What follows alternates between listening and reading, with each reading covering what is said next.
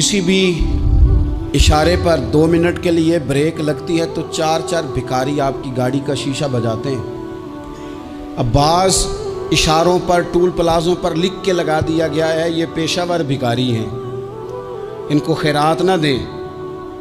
लेकिन मेरा सवाल ये है कि उन सारे भिखारियों को एक जगह पे खड़ा करके पूछना किसने है कि तुम भीख क्यों मांग रहे हो? उनके घरों तक उनके साथ किसने जाना है? कौन आदमी है जो जाके उनसे कहेगा कि जनाब तुम क्यों खैरात के लिए खड़े हो, तुम्हारी मजबूरी क्या है? क्या रियासत की, हुकूमत की, ताजर की, मालदार की, तगड़े आदमी की ये ड्यूटी नहीं? उन तक रसाई किसने हासिल करनी है? वो बेवा जो पिछले साल दरवाजे पे ज़कात लेने आई थी वो इस साल भी आई है। वो खातून जिसे पिछले साल आटे का थैला दिया था वो इस साल भी आई है। वो खातून जो पिछले साल 4 बच्चों को साथ लेकर के छोटों को आई थी वो आज भी उसी तरह कशकोले तलब दराज किए हुए है। और हज़रत उमर क्या फरमाते हैं? सैयदना फारूक आज़म रज़ी अल्लाह ताला अन्हु इरशाद फरमाते हैं, इसको इमाम बहकी ने और इमाम सुयूती ने नकल किया है। हज़रत उमर फरमाया करते थे कि अगर मैं ज़िंदा रहा तो इराक वालों मैं तुम्हारी बेवाओं के लिए ज़रूरत का इतना सामान कर जाऊंगा कि बीबी जब तक ज़िंदा रहेगी किसी की मोहताज नहीं होगी। उसके लिए इस तरह के असबाब पैदा कर दिए जाएंगे कि उसे हाजत नहीं होगी। उसके लिए मुस्तकिल बुनियादों पर उसके अखराजात देख कर उसके लिए एहतमाम कर दिया जाए। उसे दोबारा कशकोले तलब दराज करने की ज़रूरत नहीं पड़ेगी। एक सहाबी थे हज़रत जनाब सैयदना खफाफ बिन ईमा गफ़ारी रदी अल्लाह ताला। इन्होंने बड़ा किरदार अदा किया था मैदान उहद में, इन्होंने और इनके साहिबजादे ने।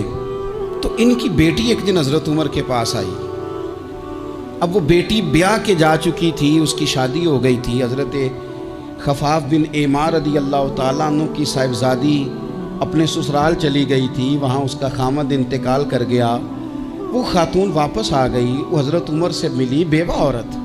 उस बेवा खातून ने आके, यहाँ तो मेरे भाई वो फौजी बेचारे जिनकी बीवियाँ, जिनको एक तकरीब में तो खूब एवार्ड देने के लिए बुलाया जाता है। मैंने यतीमी का वक्त गुजारा है, मुझे पता है कि 2-4 महीने लोग आके कहते हैं कोई हुक्म होया तो 10 आ जाए। फिर जब 1 साल गुजर जाता है तो फिर लोग कहते हैं 4 भरा ने काम क्यों नहीं करते।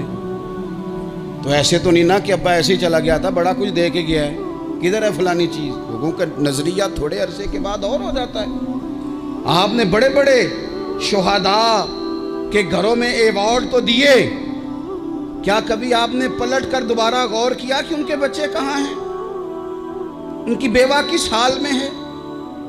वो ज़माने की तेज़ धूप और तेज़ आंधी का मुकाबला कैसे कर रहे हैं? बगैर बाप के जो इंसान को खुले आसमान तले वक्त गुजारना पड़ता है वो कितना को मुश्किल होता है। वो किस तरह टाइम गुजार रहे हैं ये कभी सोचा लोगों ने? यहाँ तो निरंगी सियासत दौरान तो देखिए मंजिल उन्हें मिली है जो शरीके सफ़र न थे, जो निकले ही नहीं थे वो मंजिल तक पहुँच गए, और जिन्होंने जवानियाँ गुजार दी वो रास्ते में रह गए। हज़रत खफाफ बिन ईमा की साहिबजादी बेवा होके आ गई, बच्चे साथ थे। सरेरा जनाब उमर से मिली और मिल के कहने लगी, हुजूर मैं उस सहाबी की बेटी हूँ जिन्होंने ओहद वाले दिन अपने बेटे के साथ मिल के मुआसरा किया था।